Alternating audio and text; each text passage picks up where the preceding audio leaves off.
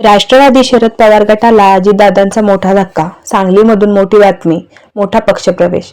महापालिका निवडणुकीच्या पार्श्वभूमीवर पक्षांतराला वेग आला आहे. सांगलीमध्ये आज काँग्रेस आणि राष्ट्रवादी शरद पवार गटाला मोठा धक्का बसला असून राष्ट्रवादी अजित पवार गटात मोठा पक्षप्रवेश. राज्यात महापालिका निवडणुकीची रणधुमाळी सुरू झाली आहे. महापालिका निवडणुकीच्या पार्श्वभूमीवर पक्षांतराला देखील वेग आला आहे.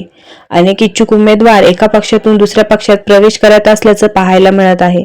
याच पार्श्वभूमीवर मोठी बातमी समोर येत आहे. ती म्हणजे सांगलीमध्ये आज राष्ट्रवादी अजित पवार गटात मोठा पक्षप्रवेश झाला आहे.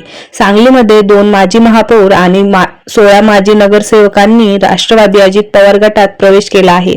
यापैकी एक माजी महापौर हे काँग्रेसचेच आहेत, तर एक माजी महापौर राष्ट्रवादी शरद पवार गटाचे आहेत, तर 16 माजी नगरसेवक हे दोन्ही पक्षातील आहेत.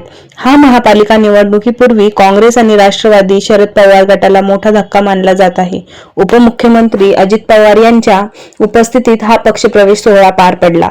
यावेळी आमदार इंद्रिस नायक वडी यांच्यासह राष्ट्रवादी अजित पवार गटाचे अनेक पदाधिकारी उपस्थित होते. राजकीय जीवनामध्ये मी गेले 35 वर्ष काम करणारा कार्यकर्ता आहे. सांगली, सातारा या 2 जिल्ह्यांना वेगळी परंपरा आहे. संयुक्त महाराष्ट्राच्या लढ्याने महाराष्ट्राला आणि देशाला मोठे नेते दिले आहेत. मान्यवरांचा जिल्हा म्हणून सांगलीची ओळख आहे. मात्र काळ बदलतो, त्यामुळे नवीन नेतृत्वाला ताकद देण्याचे काम करायचे असते. मी काँग्रेसच्या पंजावर निवडून आलो होतो, मात्र 99ला राष्ट्रवादी पक्षाची स्थापना झाली. अनेक जण त्या पक्षात गेले.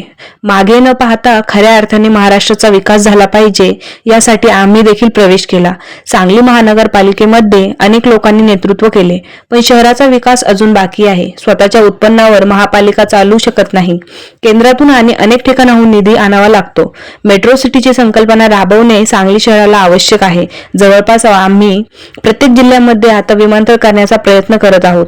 सांगलीला जर मोठ्या प्रमाणात उद्योग यावे असे वाटत असतील तर विमानतळ असणे गरजेचे आहे. डेव्हलपमेंट गरजेचे आहे, असे अजित पवार यांनी यावेळी म्हटले आहे. तसेच पक्षात नव्याने आलेल्या कार्यकर्त्यांना पक्षप्रवेशाचा पश्चाताप होणार नाही आणि जुन्या कार्यकर्त्यांवर देखील अन्याय होणार नाही, अशी या ठिकाणी आमची भूमिका असल्याचं देखील अजित पवार यांनी म्हटले आहे.